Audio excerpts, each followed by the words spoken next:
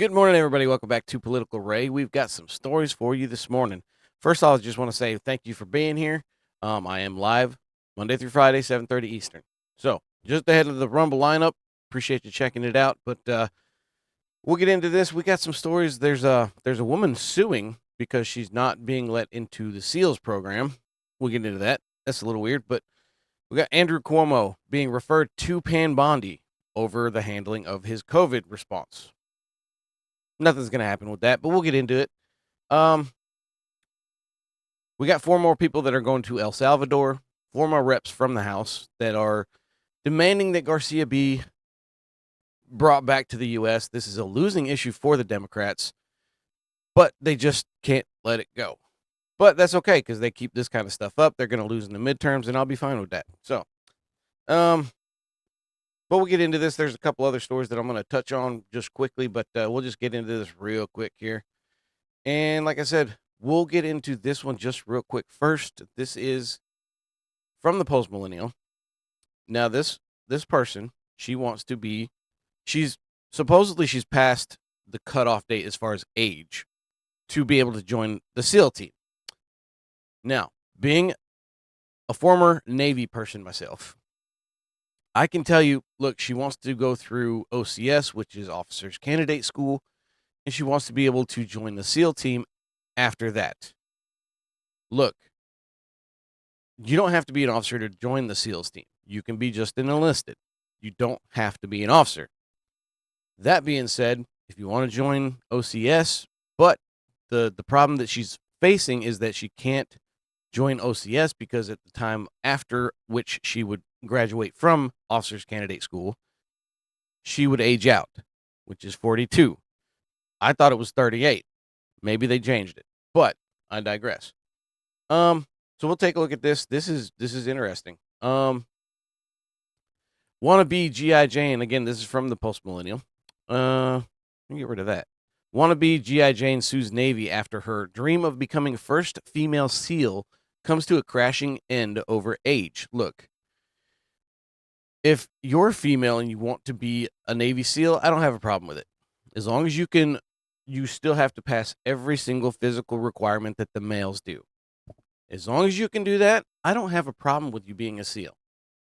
My personal belief, personally, I think that women should not be in combat roles. That's just my belief. But, as I said before, if you can pass the physical requirements in order to do so, then good on you. Go for it. Have your dream. But look, if this was a dream of hers, why'd she wait till she was past her 40s to try and attempt this? That's number one. Number two, I personally believe, and I could be wrong, but I think that this is just grandstanding by her, maybe making an issue out of it. She's suing to do it, but I don't know. I could be wrong. Who knows these days? Anyway. Let's see. I want to be G.I. Jane's dream of becoming the first female Navy SEAL ended because military recruiters delayed her application so long that she aged out. She claimed in the lawsuit. Now, look, again, I will say, why did you wait so long? Why did you wait till after you had turned 40? Maybe there's different circumstances of the story that I'm not known to. Maybe I'm not privy to other information that's out there. But anyway, U.S. Navy officials failed to advance Amanda S. Reynolds' application, then told her in the fall that she would no longer qualify for naval officer training command in Newport, Rhode Island, because she'd be over the age limit of 42 by the time she graduated, according to court papers. Why did you wait so long? Again, I'm just going to go back to it. There's no reason why you should have waited so long. If you really wanted to do this, then you should have done it sooner. Just my thoughts on it, but you can let me know what you think. The opportunity was kind of taken away from me.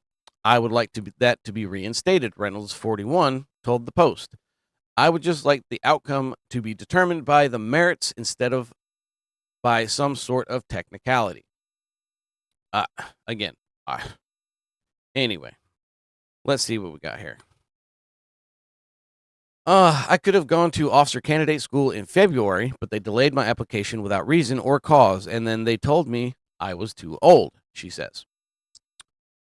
I was working in the litigation for 12 years and I kind of got burnout working 24/7, the Woodbury resident said, calling the SEALs such a more noble cause. Why? Uh, she was working in litigation. Does that mean that she was working in that field, or does that mean that she was actually working in litigation to try and get into the program? I think that she was actually working in that field. So again, I will just stress, why not sooner? An avid long distance runner and swimmer who is scuba certified, Reynolds said the special forces kind of jibbed with my physical pursuits. In a personal statement submitted as part of her efforts to enlist, Reynolds wrote of her Viking like pursuit to be a SEAL.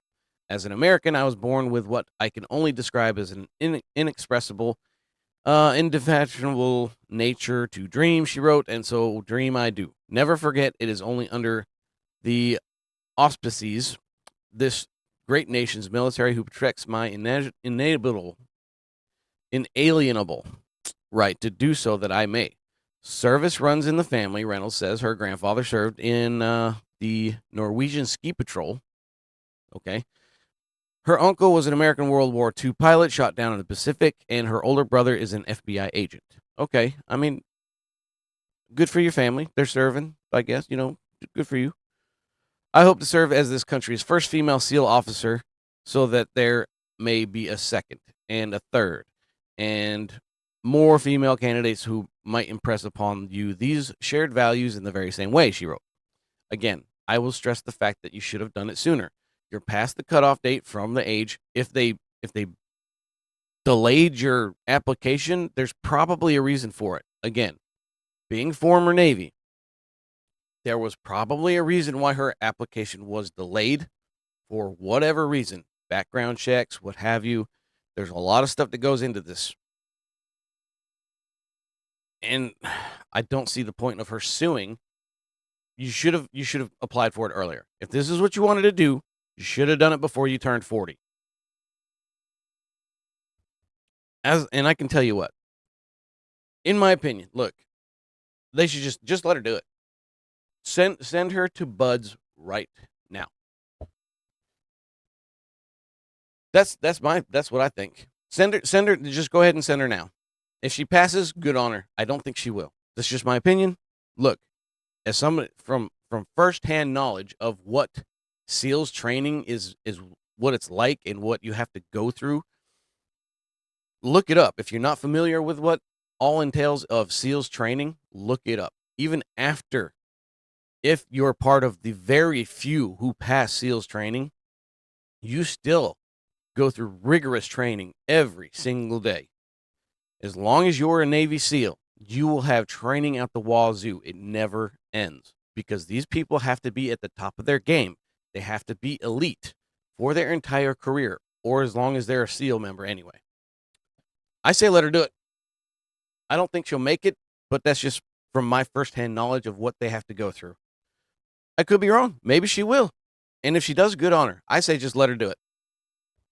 Anyway, Reynolds, who is representing herself in her Brooklyn federal court age discrimination case against the U.S. Navy. It's not a discrimination issue. Look, the cutoff for the Navy SEALs is 42 years old.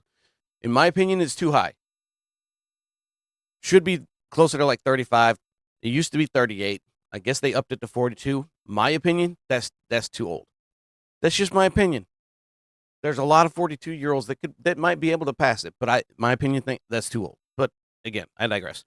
Reynolds filled out the enlistment paperwork in 19, according to the Navy, which had no record of service for her. She then moved to Utah, where she worked as a lawyer and revisited her enlistment in 2020. But she was arrested in July 2020 for allegedly driving under the influence, a misdemeanor, which was dismissed in 23, court records show. She returned to Long Island and again chased her dreams of joining the Navy SEALs, but found recruiters were quick to urge her to use her legal skills in the military's Judge Advocate General Corps. That probably a better fit for her. JAGs are I met a couple of them. They're pretty cool people, at least the ones I met anyway. Let's see. She claims recruiters told her the age waivers were always obtainable. I was really gearing up to participate in the pipelines process, really taking all the right steps to proceed with the application, she said. But the app was not submitted by recruiters and just unjustifiably delayed, she claims. The Navy declined comment on the litigation. Of course they did. They're not going to send the Navy, they're not going to talk about it. But anyway, the Defense Department opened the military's elite units, such as SEALs and the Army's Green Berets, to women in 16, but no woman has ever finished the process to become a SEAL. I think it was I looked at this before. I want to say there was 13 or 14 women who successfully completed the Green Beret training since then. I couldn't tell you how many are still active as far as it goes with the program, but I know for a fact there's been not a single woman who has successfully passed and gone through successfully in SEALs training. It just has not happened. And again, I say just let her do it. If she can pass it, good on her. I don't think she can, but I could be wrong.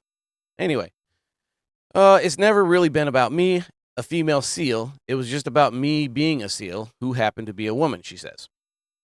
Again, that's fine. Oh, this is from the New York Post. I said it was from the Post Millennial. That's my bad. But anyway, my point still stands. I think let her do it. Um, I think she shouldn't have waited so long to actually try and become a SEAL. But I say if she wants to do it, just let her do it. Let her go through it. Again, I don't think she'll make it. But I could be wrong. Maybe she could pass, and maybe she would become the first female Navy SEAL. But the process of going through OCS, the Officer Candidate School, you don't have to be an officer. You do that after you become a SEAL. Go through OCS after you become a SEAL. Just that's it. Anyway, go ahead and move on to Andrew Cuomo from the Post Millennial. This is from the Post Millennial, so I won't get this one wrong. Hopefully, breaking: Andrew Cuomo criminally referred to the DOJ over COVID nursing home disaster. Look, is anything going to come of this? No, because Pam Bondi spends more time on Fox News than actually doing her job. I mean, there's people screaming everywhere about this. Just arrest somebody, stop talking, and just arrest somebody. I don't think nothing's going to come of this. Andrew Cuomo's running for the governor of New York, and I think he's probably going to get it. And these allegations, all this talk, this hoopla, it's not going to go anywhere. Hopefully, I hope I am dead wrong on this. I hope that they do. And then that would open the door for like Gretchen Whitmer in Michigan, who did the same thing, sending young people with COVID into nursing homes. I think Whitmer was a more like a bigger proponent of it. It just wasn't talked about as much as Cuomo's was. But anyway, former New York Governor Andrew Cuomo has been. Oh, he's running for mayor. I think it was. Maybe I was probably wrong on that. I think he's running for mayor, actually, not governor. Former New York Governor Andrew Cuomo has been criminally referred to the Department of Justice by House Oversight Committee Chairman James Comer over allegedly false statements Cuomo made to Congress regarding COVID-19 impact on nursing home deaths. Excuse me. In a letter to Attorney General Pam Bondi, Comer wrote that the Select Subcommittee on the Coronavirus Pandemic is examining the United States response to the COVID-19 pandemic, and that as part of the investigation, the committee conducted a transcribed interview with the former governor of the state of New York, Andrew M. Cuomo, who was accompanied by counsel. Let's see. During the transcribed interview, the Select Subcommittee believes that Mr. Cuomo made false statements about his involvement in and knowledge of the drafting of the July 6 report, the letter added.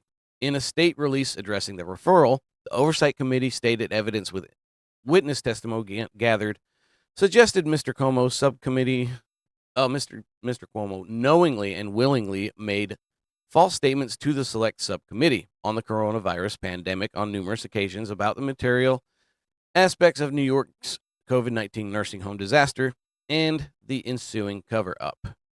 Again, I will say Whitmer, I think was worse as far as the COVID deaths and nursing homes and that kind of stuff.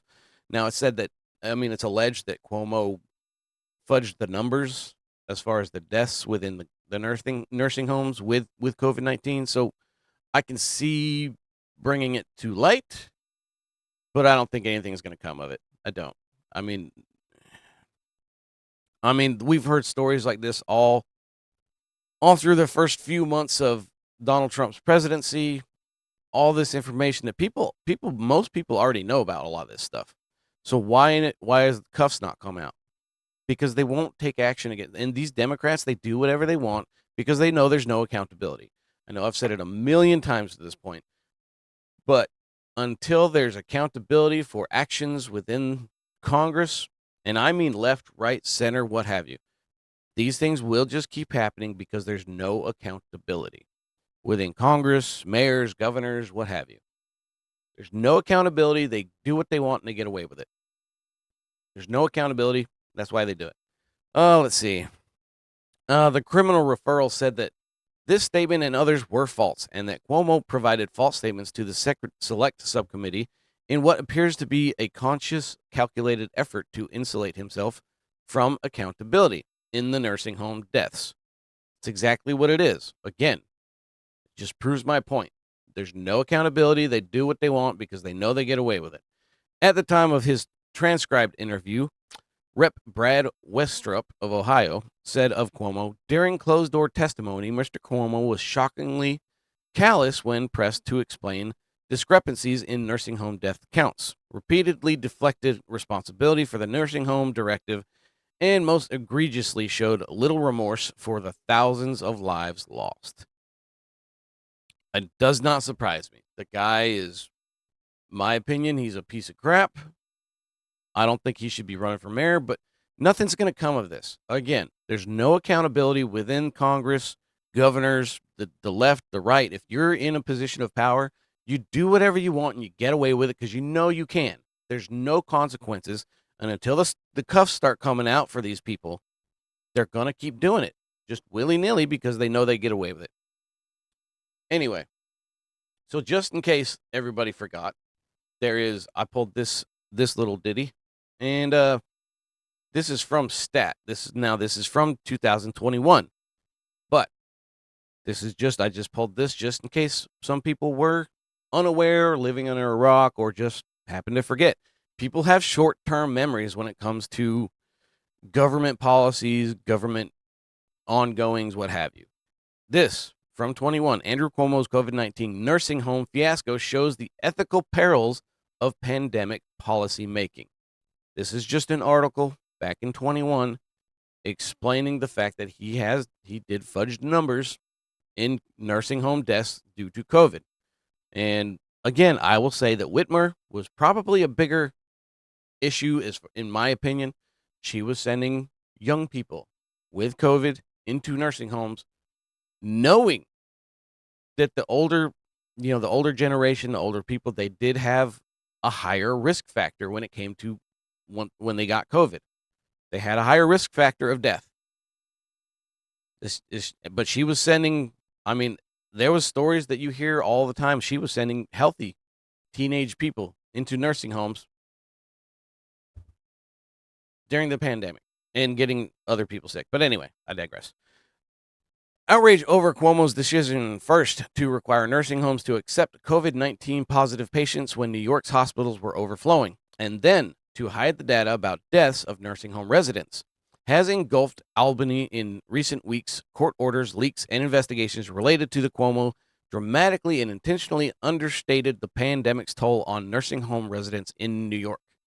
And this is what he's being referred to Pam Bondi for. Again, I don't think anything is going to come of it. It's just a referral. Hopefully, it gets looked into.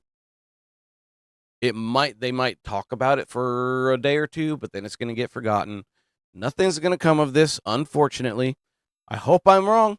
I really do, but I don't think anything. This is just fluff. Pam Bondi might talk about it for a day on Fox News because she likes to go on Fox News and talk. Other than that, good luck getting any kind of results out of any kind of stuff like this. I mean, it's just not going to happen. But anyway, so we got some more Tesla news, and this is wild to me. And you can let me know what you think about this story, because this is a therapist. Okay, this is from the Post Millennial. A therapist has damaged a personal vehicle, a Tesla, quoting, and when she got caught, she cited saying that she lives in fear every day because of Elon Musk, and that's why she did it. Somebody make this make sense for me, because I don't understand it. This is a therapist.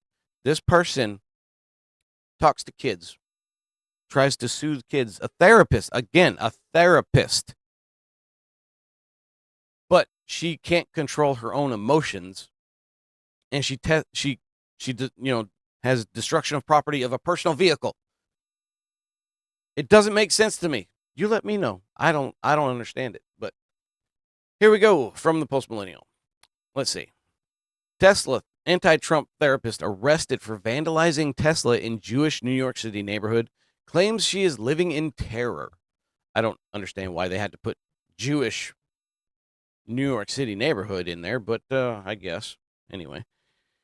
A woman who left a brick on top of a Cybertruck in New York City with a swastika as well as the word Nazi written across it has been identified as a left-wing family therapist and blamed Elon Musk for her actions as she was arrested. Again, Elon Musk did not make you do destruction of property to a personal vehicle. And because you can't keep your emotions in check about your personal political beliefs, you decided to damage a vehicle. Somebody make this make sense to me, because I don't understand it. When she was detained, she relayed to police that she had made the mistake because she is living in terror every day that the country is turning into Nazi Germany. So that gives you the right to damage another vehicle? Natasha Cohen, 46, who also goes by Carrie, was arraigned on hate crime charges on Saturday evening. According to the New York Post, she was then released on her own recognizance. She has a private practice where she works with children, adolescents, and their families in therapy sessions. Again, it's the therapist who can't keep her own emotions in check. According to her teacher's pay teacher's profile, she sells resources to help kids who have ADHD, body dysmorphia issues, as well as anxiety. She also has advanced training in maternal mental health, her webpage states. In addition to this, her online presence shows that she is opposed to President Donald Trump. Authorities have said that Cohen placed the brick with a swastika on top of a windshield of a Cybertruck found in the Jewish neighborhood, as well as dumped a bag of trash on top of the car. And she was caught doing so on camera. Of course, these people, there's all kinds of videos out there about people damaging these vehicles, and the cameras that pick them up are the cameras on the vehicle. There's cameras all over these vehicles, and there's something that's called Sentry Mode. No, I don't have a Tesla. Don't plan on having a Tesla. Not because, I mean, they're cool and all. I just refuse to buy an EV. I just won't do it. That's just my personal thoughts on it, my beliefs. I'm not going to have one, but I know enough about them to know that there is something called Sentry Mode. And if it picks up movement, it's going to start recording. The person who owns that car, they'll get an alert on their phone. It's very high tech.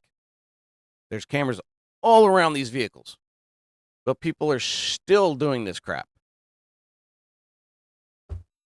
Anyway, every time I see those cars, I see Elon Musk saluting the country as a Nazi, Cohen said when she was being arrested on April 12th. Police documents stated, "I made a mistake because I'm basically living in terror every day that the country is turning into Nazi Germany." Again, I will stress.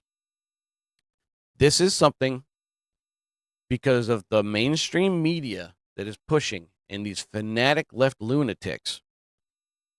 Every time, look, and you can say what you want, but there's been many, many, many, many, many circumstances where, in examples of left-wing politicians doing the same thing that Elon Musk did, as far as them saying, "Oh, he did a hail signal, did a Nazi salute, what have you." There's been a lot of instances where left-wing politicians did it as well, but nothing. The mainstream media never went after them for it. Not a single. Why? Because those are the people that are pushing the same narrative. They won't attack their own people unless you go against them. Because let's not forget that Elon Musk was a champion of the left for making the EVs. They were pushing these EV mandates, what have you. Elon Musk was the champion of electric vehicles until he wasn't, just because he sided with the right. That's all it took. Anyway, I'm rambling. Let's see. This is from New York NYPD Crime Stoppers. Wanted hate crime on 4/7/25. A 38-year-old male victim parked his vehicle opposite 617 Ditmas Avenue when an unidentified individual placed a brick with a swastika drawn on top of it.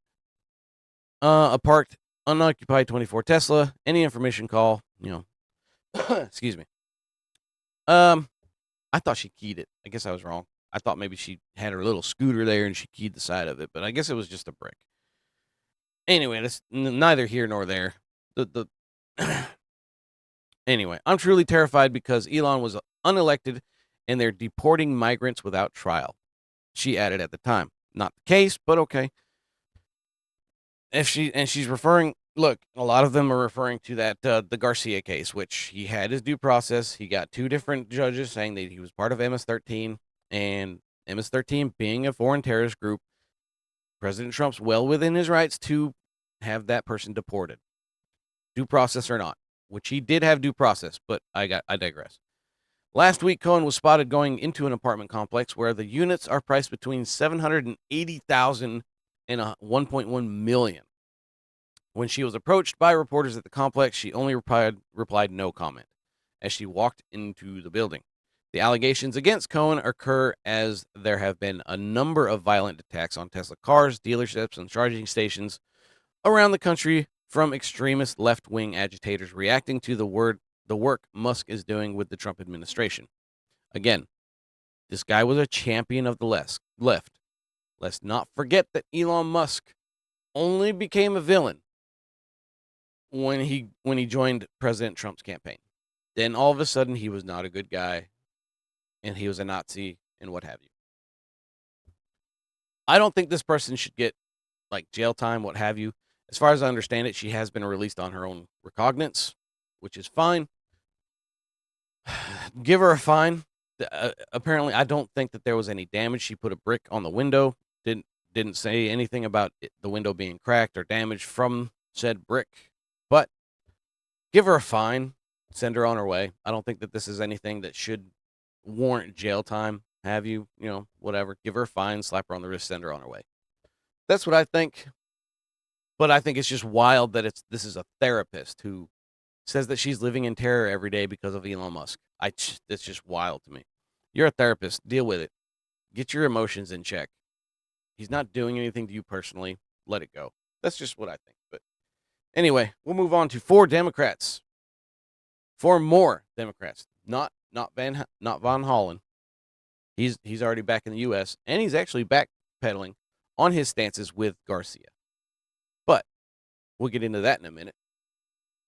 This is four other Democrats from the House who have traveled to El Salvador in the hopes of having a meeting and sit down with Garcia, who already had a sit down with Van Hollen because he made a big stink about it. But look, four Democrats just arrived in El Salvador to campaign for the release of an MS-13 terrorist gang member, an alleged wife beater. Now, we all saw the story. This guy was alleged to be beating his wife. That's my opinion. That's a terrible person. I think that they should be in jail, but that's just alleged. There was a restraining order that was put on the guy, so I tend to believe it. But these people, look, Van Hollen's already had a sit down with this guy. Do you honestly think that the government of El Salvador is going to just keep letting these Democrats come over there and having their look. This is grandstanding at its finest. These people are trying to get their time in the limelight. They're trying to get because I look everybody, unless you actually live in the district that these people represent, you probably never heard of them. I didn't. But this is their opportunity to get their voices out there, get their names out there, what have you. Because I'll tell you right now, I didn't know who the crap Van Hollen was until he decided to pull this stunt. Anyway, Representative Robert Garcia of California, Maxwell Alejandro Frost of Florida, Yasmin Ansari of Arizona, Maxine Dexter of Oregon. Again, did you know who these people were? Because I didn't. I would say unless you actually live in their district and you pay attention to what's going on, you're probably the only ones that did know who these people were. But they're off in El Salvador grandstanding. We'll take a look at what Maxwell Frost has to say. And again, I will say, this guy has already had a sit down with Van Hollen because Van Hollen made the stink about this, and now Van Hollen's actually backtracking on his stance on this. But that's because all of the stuff that's coming out, President Trump had the picture. Now, a lot of people say, oh, it was photoshopped. I don't think it was. There's no point in him doing something like that because there's already a mountain of evidence supporting the fact that this guy was an MS-13 member. I digress. Let's see what Maxwell said. Robert said why we're here, and we're here because we believe that the rule of law should be followed by everyone, including the President of the United States. And we're in a situation where the administration has sent someone here to El Salvador by mistake, admitted to it. It was not a mistake. What they admitted to was the clerical error having to do with the stay of deportation. And all that was saying that he cannot be deported to El Salvador. That was it. And again, I will state, MS-13 has been classified as a foreign terrorist group. That alone gives them the power to deport this person because he's been known to associate with MS-13 gang members. He was arrested talking and hanging out with two other MS-13 gang members. He's got the tattoos. 2 separate judges said he was an MS-13 gang member. Intelligence committees say he's an MS-13 member. I mean, he's an MS-13 member. And the left they are starting to backtrack. Anyway. A Supreme Court decision has come down to say you need to facilitate the return of this man back to the United States so he can go through due process. And the administration is saying, no, we're not going to do it. In fact, we just had a meeting earlier today with the embassy. Look, what he's referring to is the Supreme Court ruled that you need to have this. And what that ruling was saying, President Trump, you need to facilitate the return of this man. That was all it said. President Trump, this is what I think, okay? Just going off of what I think. Supreme Court tells me that, and I'm the president. I say, okay. I call up Bukele, and I say, hey, will you return this guy to us? And he says, no. I say, okay, I tried. That's it. And if the Supreme Court wants to weigh in on that again after that, I'd say, look, I tried. He's in El Salvadorian custody. What do you want me to do? I can't force the guy to send him back to us. That's it. Done. He left that meeting with absolutely zero indication that this administration is going to facilitate or wants to facilitate the return of Brego Garcia back to the United States so he can go through due process. Let me ask you a question. This is an honest question for everybody out there, okay? Anybody who watches this, I know I don't have that big of a following, but anybody who sees this, let me ask you just honestly.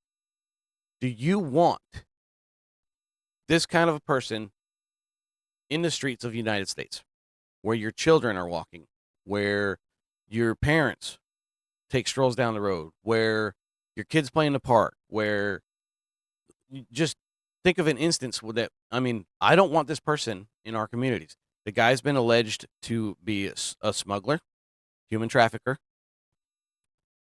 He's probably got ties to drugs and what have you.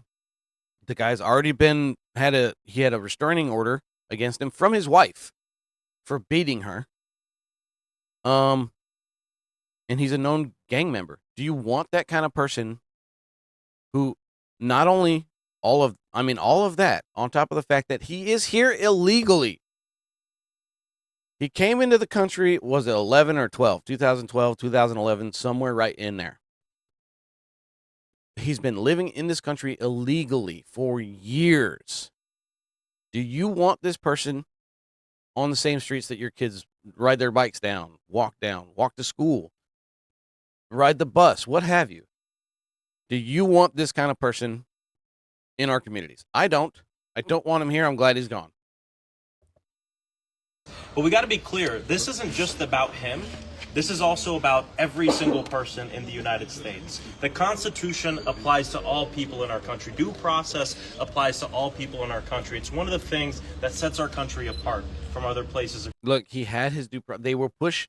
This is the narrative that they're pushing with this, is that he did not get his due process. He did. Look, you can look it up. He's had several different court cases, court dates, what have you. You can look it up. He's had due process. He got deported. That's it. Across the entire world. And so we're worried, of course, we demand the release of Abrego Garcia, but we're also worried about our own constituents. We represent people across the entire nation. I'm from Orlando. I don't think they are. I don't think that they're concerned about their own constituents. I do not think that one single second. Because if they were, they would not want this kind of person back within their streets. They wouldn't be openly advocating for a violent gang member to be on the streets.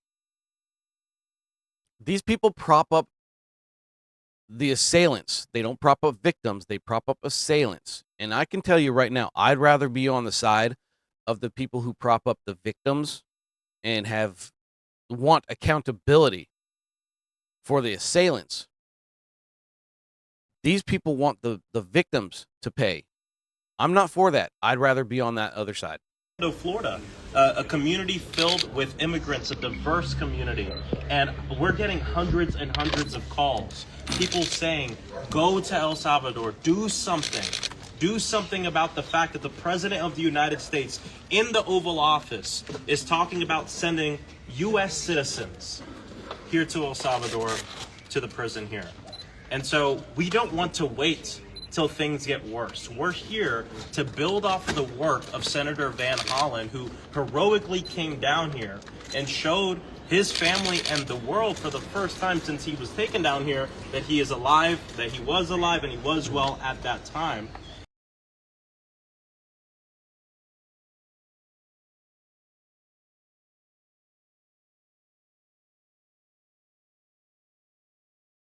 And so what we want to know is, where is he at now? What is his condition now? His family deserves to know. The people deserve to know. But we're also here to make a statement that this cannot be allowed and isn't allowed in our country.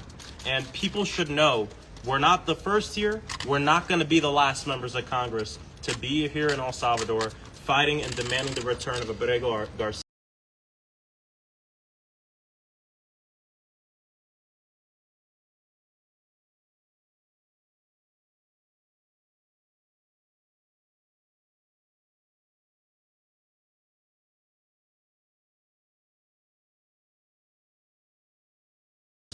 And a lot of the folks who were sent here without due process at all. It is one of the core tenets of our country and our Constitution, and we're going to fight like hell to make sure he comes back home to have due process there, but that this doesn't happen to anybody else.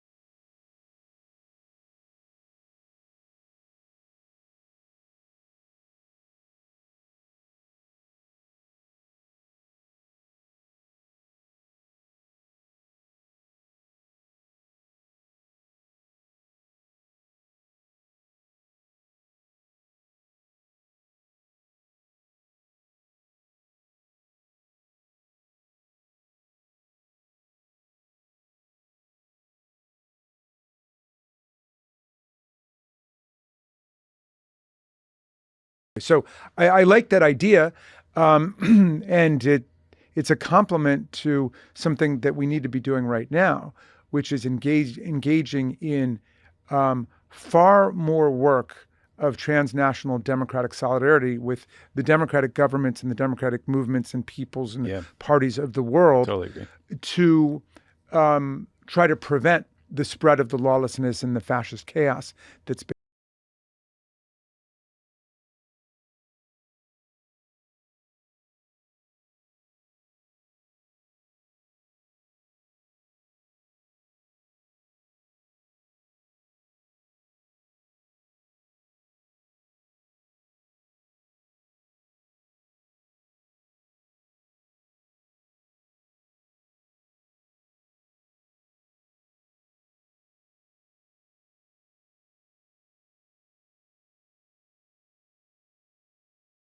been unleashed against us. But implicit in it should be the idea that if and when we come back to power, and we will, we are not going to look kindly upon people who facilitated, to use a word of the day, who facilitated authoritarianism in our country. Because that's an assault on our Constitution and on our people. Yeah.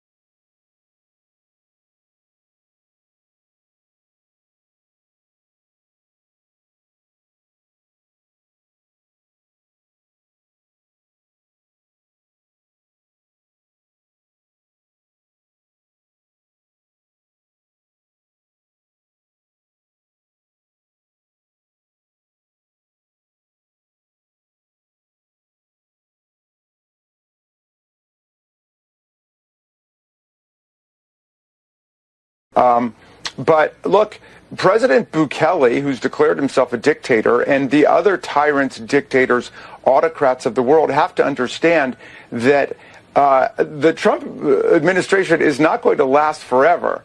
We're going to restore strong democracy to America, and we will remember who stood up for democracy in America and who tried to drive us down towards dictatorship and autocracy. So I'm glad that Chris Van Hollen showed exactly where America is, and we're not afraid of any dictator anywhere.